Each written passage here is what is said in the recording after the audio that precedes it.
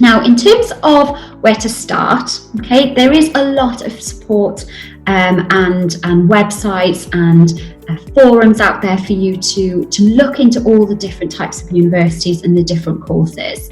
If you were a bit like me, where you have literally no idea what you want to do, no idea what kind of courses are even out there, UCAS is probably your best bet. So UCAS is going to be where you do most of your research. It's also going to be where you put in your application, and it's also going to be where you track your application as well. So this is how the universities will contact you once they've made a decision on your application. Once they've read your personal statement, they will contact you via the UCAS website. Now, as well as UCAS, please use as many online resources as possible when you are starting to make those decisions. So things like which university, Unistats, where they will compare the different university courses, and it will take into consideration student feedback, actual student feedback, who are currently at the university. Things like league tables can be quite useful to look at as well, especially if you're looking at specific kind of courses. University social medias, I know here at Cardiff Met we have some great channels on our social media where you can see quite a lot of the different types of things that the universities are getting involved in, certainly through Instagram and Instagram stories. So I encourage you, if you're looking at a specific university, to make sure you're having a little look on their social media pages. Things like the university websites themselves, what I used to do was use UCAS website as my starting point, and then as soon as I found a subject that I was quite interested in, make sure I went on that university website where you can look into it a lot more detail. So yeah, we encourage you to get online, to look at all the different types of resources and websites that are available to help you make the best possible decision when you're applying to university. So in terms of the actual application process, so we encourage students to start it now, to start it earlier, so that they can get all the research done, they can start thinking about their personal statements, ready for the different kinds of deadlines that come up in the next term. So the first deadline is the 15th of October. Now this deadline is usually for Oxbridge candidates for medicine, dentistry and veterinary science. Now the second deadline is around the 15th of January. Now this is the deadline for all other courses that students are looking to apply for. Now it is worth noting that colleges do tend to have their own internal deadlines, which we encourage you to stick with.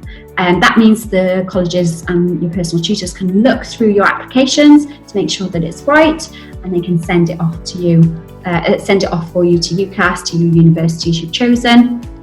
So those sort of internal deadline dates are really, really important.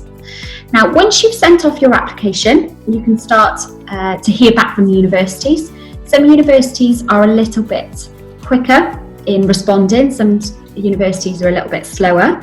They actually have until the 31st of March to make their decisions on whether they would like to give you something called a conditional offer, which is where they've read your personal statement, they've looked at your application, and as long as you get those grades that you were predicted come results day, you have that place.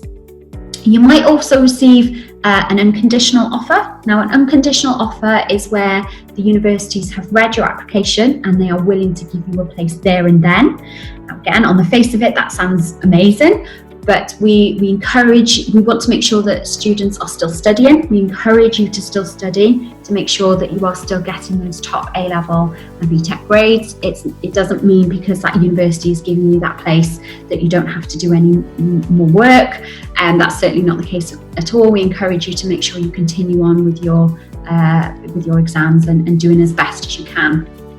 Now, some people do receive an unsuccessful offer, but when you're looking at university and applying, you can actually make 5 choices. Okay, so you don't just have to apply to one university, you have 5 different choices that you can use. And we encourage you to use all 5 so that if one is unsuccessful, you've still got somewhere else to choose and to hopefully attend. Now, after you've received those offers, you then have to make some more final decisions. So one is your firm choice. The firm choice is where you really, really want to go. That's your number one choice. You've been to the open days, you've chatted to the tutors, you love the city, that's where you really, really want to go. You've also then got something called your insurance choice.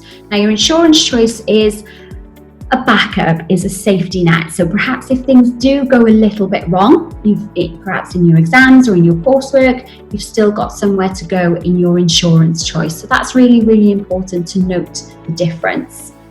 Now, once you have made those decisions, you still have one extra option to applying to university. That's something called UCAS Extra, and that's the last applications that we would take before clearing. Now, clearing starts around results day, and we'll talk a little bit about clearing as we go through this webinar.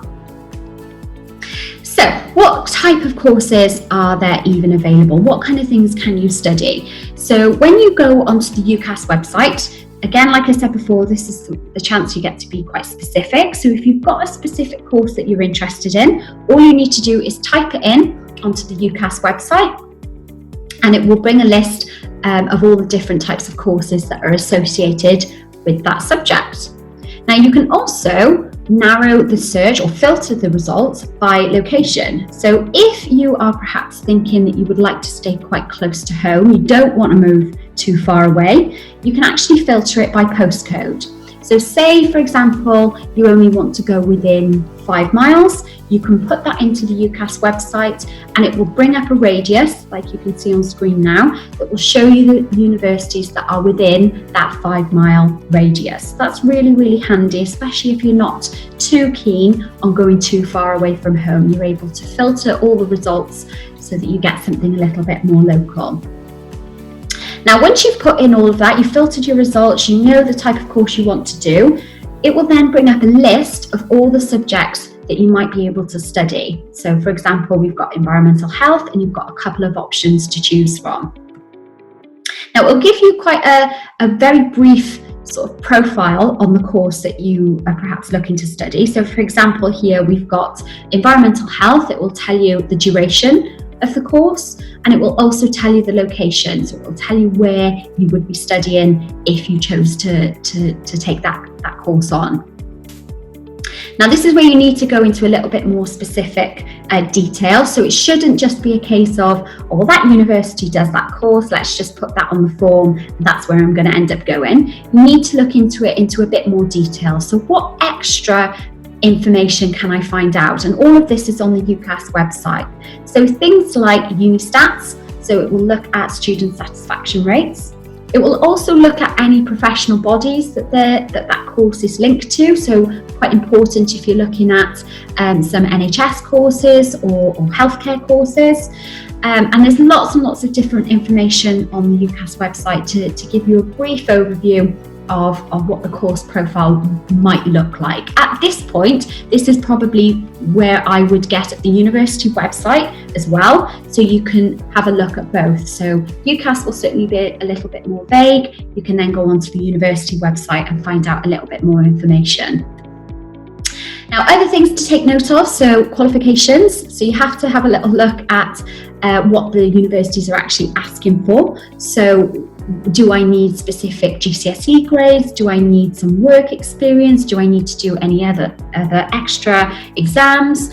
So this is where you'll find out all this information, as well as things like deadline, so what the deadline date is, and extra information on student finance as well. So it's really, really handy, certainly as a starting point, to head to the UCAS website, and it's really, really easy to use in terms of searching for courses. If you need any help with anything, the UCAS team are really, really good at getting back to you and sort of guiding you through this, because for a lot of students, this is very much their first point of call.